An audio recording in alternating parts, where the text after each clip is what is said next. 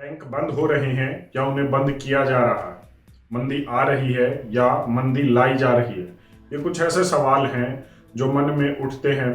हो सकता है आप इन्हें फालतू के सवाल कहकर या कॉन्स्पिरेसी थ्योरी की लिस्ट में इस वीडियो को डालकर ना देखें, लेकिन जो मैं रिपोर्ट आपको बताने जा रहा हूं और जो रिपोर्ट आपसे छुपाई जा रही है या मेन स्ट्रीम मीडिया में कहीं नहीं लाई जा रही, अगर वो रिपोर्ट आप देख लें तो आपके मन में भी ये सवाल उठने शुरू हो जाएंगे और शायद आप भी अपनी सोच बदल ले और आपका और मेरा जवाब एक होगा इन सवालों को लेकर कि क्या मंदी आ रही है या लाई जा रही है, या फिर बैंक डूब रहे हैं या उन्हें जानबूझकर डुबोया जा रहा है।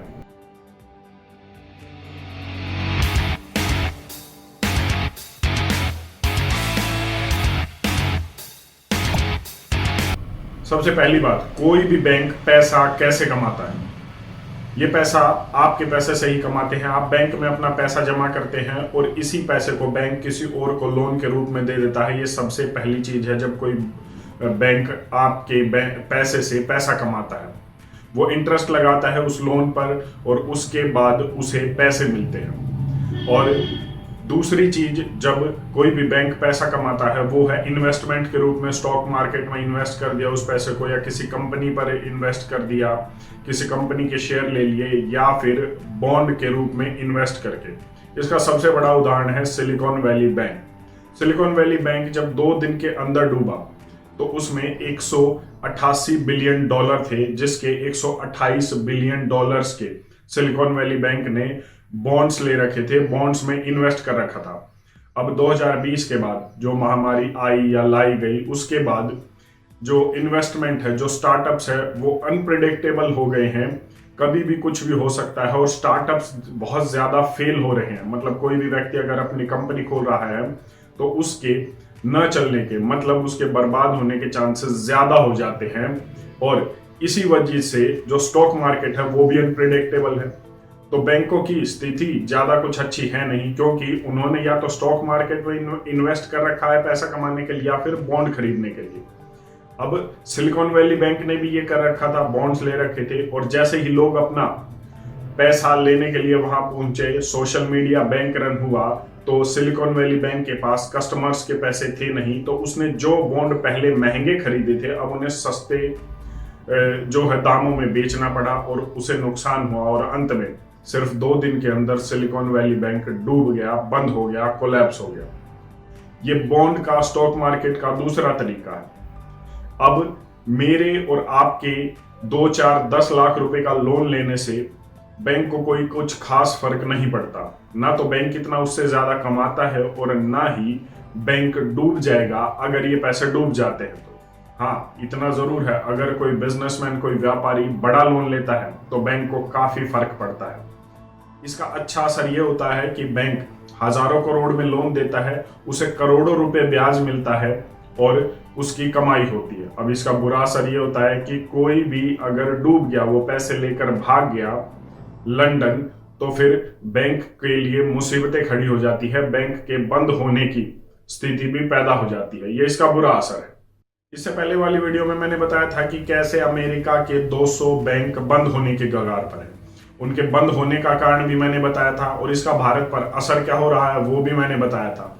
इसके साथ साथ मैंने इसका समाधान किया था, बताया था आपको कि किस तरीके से अगर यही स्थिति भारत में पैदा हुई तो आप किस तरीके से अपने पैसे को बचा सकते हैं और उसके लिए पहले से ही क्या तैयारी कर सकते हैं। कुछ ने नहीं माना, कुछ ने माना। उस वीडियो में मैंने पहले ही कहा था कि भारत के बैंकों की स्थिति भी ज्यादा कुछ अच्छी नहीं है।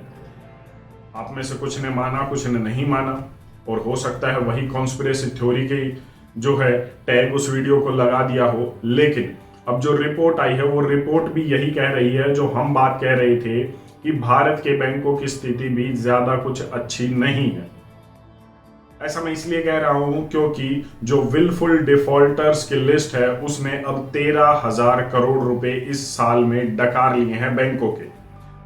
विलफुल डिफॉल्टर्स होता क्या है? मान लीजिए आपके किसी दोस्त को जरूरत पड़ी कोई अचानक किसी पैसे की और आपने उसे पैसे दे दिए। अब कुछ समय के बाद आपके दोस्त के पास, जिसने आपसे पैसे लिए थे, उसके पास पैसे हैं और वो फिर भी वो आपके पैसे नहीं लौटा रहा है तो वो विलफुल डिफॉल्टर है, मतलब जानबूझकर वो आपके पैसे नहीं लौटा रहा।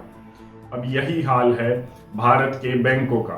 भारत के बैंकों से 13,000 करोड़ रुपए के विलफुल डिफॉल्टर्स ऐसे हैं जिन्होंने ये पैसा नहीं जो है बैंकों को दिया है और ना ही वो देने का कुछ रुचि दिखा रहे हैं, इंटरेस्ट दिखा रहे हैं। इसके साथ जो विलफुल डिफॉल्टर्स का पैसा है वो 88,000 करोड़ रुपए से ज्यादा पहुंच गया है।